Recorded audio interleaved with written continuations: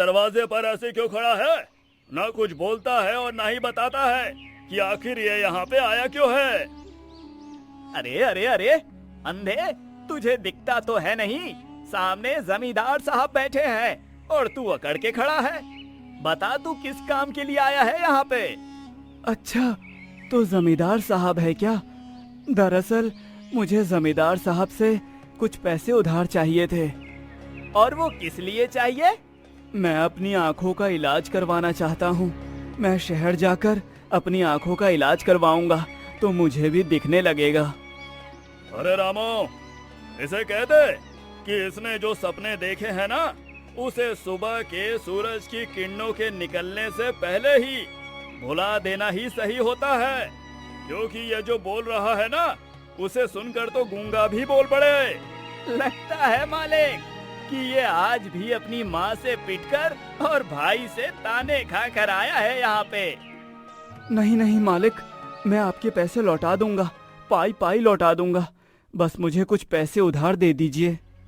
इससे पहले कि मैं तुझे अपाहिज भी कर दूं, जिन पैरों से आया है ना, उन्हीं पैरों से वापस लौट जा। क्या पता तुझे यहाँ 4 लोग लेने आए। अरे सुन लिया ना कि मालिक ने क्या कहा। चल अब जा यहाँ से, सुबह का समय है, मालिक हिसाब किताब कर रहे हैं। रतन को वीरेंद्र सिंह का नौकर और खुद वीरेंद्र सिंह वहाँ से भगा देते हैं। अब रतन घर लौट कर आता है और चुपचाप सो जाता है, लेकिन उसे नींद आ ही नहीं रही थी। हर दिन के तानों से वो परेशान हो चुका था।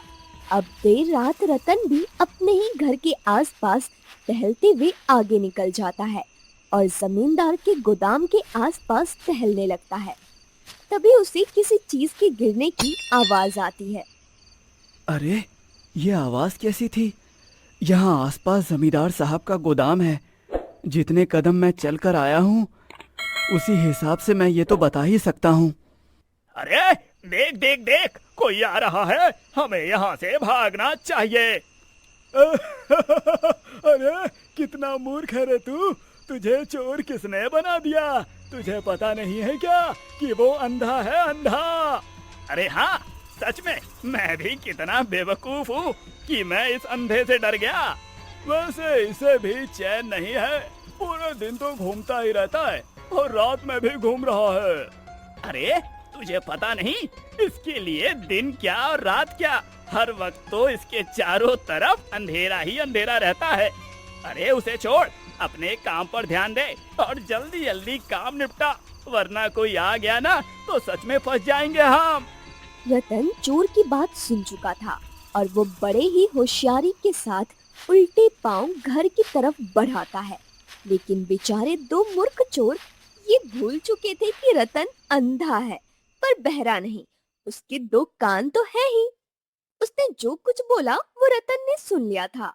अब अगली सुबह रतन गहरी नींद में होता है, तभी उसके कानों में आवाज आती है। सुनो सुनो सुनो, जो कोई जमींदार के गोदाम में चोरी की हुई अनाज की बोरियों के चोरों का पता लगाएगा, उसे जमींदार साहब इनाम देंगे। रतन इतना सुनता ही है कि वो जमींदार के घर पहुंचता है। आसपास लोगों की बोलने की आवाज से रतन पता लगा लेता है कि जमींदार के घर के बाहर भीड़ लगी हुई है। जो कोई भी मेरे गोदाम में चोरी की गई अनाज की बोरियों के चोरों का पता बताएगा, उसे मैं इनाम दूंगा। मालिक, मैंने चोरों को देखा तो था, लेकिन अंधे होने के कारण उनकी शक्ल ठीक से नहीं देख पाया। अगर मैंने उनका चेहरा देखा होता तो वो इनाम भी मेरा ही होता। माफ कीजिएगा जमींदार साहब। अरे और कोई है क्या जिसे गोदाम में चोरी की गई अनाज की बोरियों के चोरों को देखा हो? रामू इतना कहता ही है कि तभी भीड़ में से एक हाथ ऊपर होता है और जमींदार उस आदमी को आगे बुलाता है, तो हर कोई हैरान रह जाता है। वो आदमी कोई और नहीं बल्कि अंधा रतन था। अरे तूने सुना नहीं, जमींदार साहब ने कहा है कि उनके गोदाम में चोरी की गई अनाज की बोरियों का चोर अगर किसी ने देखा है, और तू तो अंधा है, तू तो कुछ देख ही नहीं सकता। चल पीछे हट दोबारा मजाक मत करना हमसे। अरे रतन, यहाँ बहुत ही गंभीर मुद्दा चल रहा है और तुझे मजाक सूझ रहा है। इसके लिए मैं तुझे सजा दे सकता हूँ। मालिक, माना कि मैं अंधा हूँ लेकिन बहरा तो नहीं। अगर आपको विश्वास नहीं है तो मैं चोर का पता बता सकता हूँ। आप उसके घर अपने आदमी भिजवाकर तलाशी करवा लीजिए। अच्छा ठीक है, मैं तुम्हारी बात पर विश्वास करता हूँ। तो बताओ, तुमने किसकी आवाज सुनी? क्योंकि देख तो तुम सकते नहीं हो। मालिक, रामू भैया और उनके छोटे भाई की, जो आपके यहाँ नौकर का काम करते हैं। रतन, तुम्हारी इतनी हिम्मत कि तुम मेरे नौकर पर चोरी का इल्जाम लगा रहे हो? तुम्हें अंदाजा भी है कि तुम क्या बोल रहे हो? मालिक, मैंने तभी तो कहा कि उनके घर की तलाशी करवा लीजिए, क्योंकि मैं तो अंधा हूँ लेकिन मेरे कान बहुत पक्के हैं और मैं सुन भी अच्छे से सकता हूँ। वीरेंद्र सिंह तुरंत ही अपने आदमियों को भेजकर रामू के घर तलाशी करवाता है। वहाँ जमींदार वीरेंद्र सिंह के आदमी को कई सारे अनाज की बोरियां मिलती है। चोर पकड़ा जाता है। जमींदार का खास नौकर रामू ही चोर था, जिसने जमींदार के गोदाम से अनाज की बोरियां चोरी की थी।